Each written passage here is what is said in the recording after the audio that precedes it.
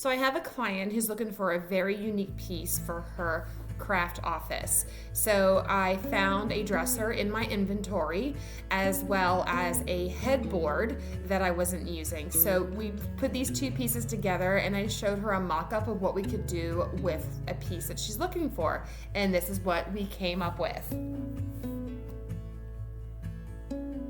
This piece, we're going to keep actually the bottom drawers. I said it the wrong way. So we're going to keep the bottom drawers, and then the two top shelves, or the two top, shelves, tiers, whatever you want to call it, are going to be open shelving. So we're going to first get rid of all these tracks from the drawers. They're all screwed in, so that'll be easy. And then I'll measure it, cut some wood, and make shelves in there. I'll go ahead and keep the drawers for the bottom ones. This will be an easy part of the project. So we're going to get started in getting all those tracks out of the way.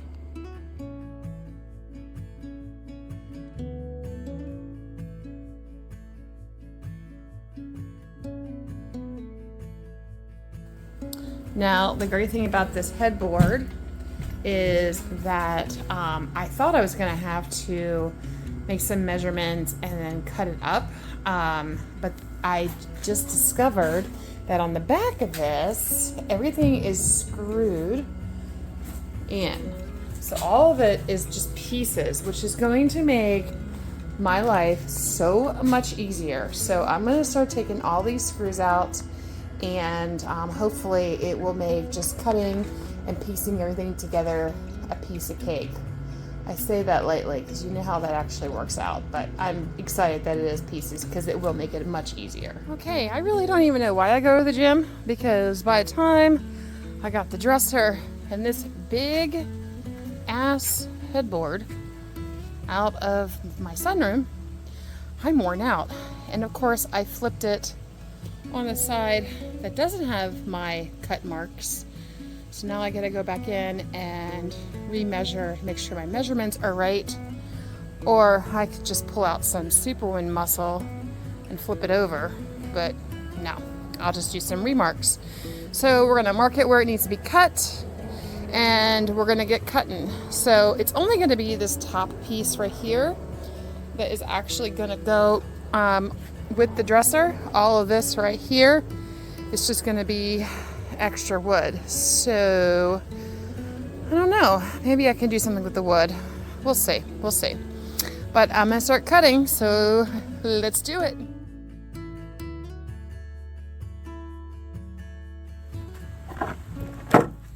So we are gonna go ahead and use these little boards that we'd end up cutting, but put them back on the back of it, so then we can attach it to the back of the dresser.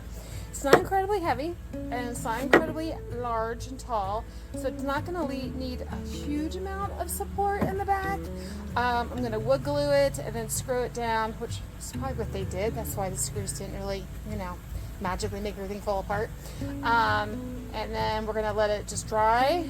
And, well, we'll see where we are. I mean, this is my first time doing this, so either it's going to go right or it's going to go right? Okay, so I did the backings of that top of the piece of the headboard. What I'm going to do is put some wood glue right on the edge, clamp it down, hold it in place, and then drill the screws in, or screw the screws in to the bottom of this, let it dry before I move on. So I'm going to finish this up here and see where we are before we let it dry, and then I guess we'll move on to the shelves. Okay, so this dresser is almost ready to be primed. Again, there's shelves on the first two tiers, and then on the bottom are shelves. So I'm going to tape up the sides of the shelves and keep the shelves in, the drawers I should say. I'm going to tape up the drawers, keep the drawers in, and then, excuse me, my neighbor's kids are playing in the pool. It's summer in Florida, so we play in the pool a lot. And then I'm going to keep them in there so I can paint them as well instead of doing them separately. So I'm going to bring the phone over here so you can see what I'm saying. So I'm going to tape, that didn't work, so I'm going to reverse this. I'm going to tape around here all the way on the edges so it doesn't get paint, because you can see someone previously did that, and you see how all the black paint is still left over because they did a terrible job. They didn't tape up their work. So I did the best I could for right this second. I'm going to tape it and leave it open like that much so I can get the edges and the top of it as well. It'll just save me time, save me energy, and save paint in the long end, and it'll all go cohesively together. So we're going to get this ready and start priming.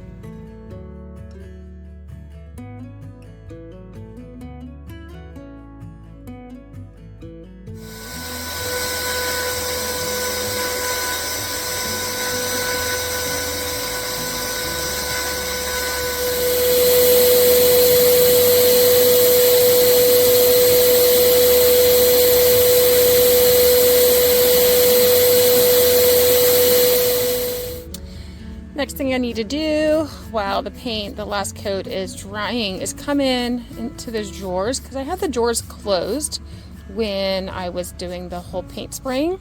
So I opened up the drawer and I'm just giving it a nice coat. It's probably going to take more than one coat, obviously, you can tell. But while everything else is drying, this is a great time to come in and do this. I usually do this last when it comes to painting. And then before, obviously, I do my top coat. So everything will have a chance to be top coated evenly, squarely, equally. Looks pretty good. Okay, it is time to top coat this dresser. Now, what I do with all of my pieces of furniture is any excess paint that's in my paint sprayer can or bucket, I mix that with my top coat.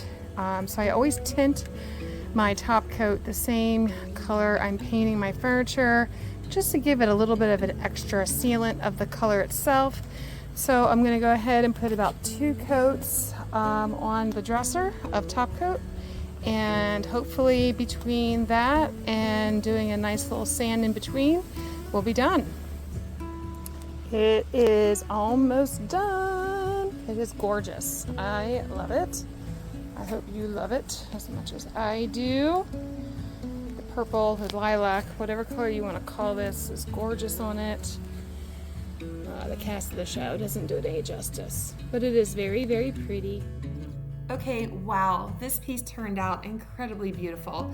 Now, funny thing is, in the sunlight, you see the soft lilac and the soft gray, but here in her office, you see it as a very light gray. You don't even see the purple, but nonetheless, this piece is absolutely gorgeous, and she matched it extremely well with hardware pools.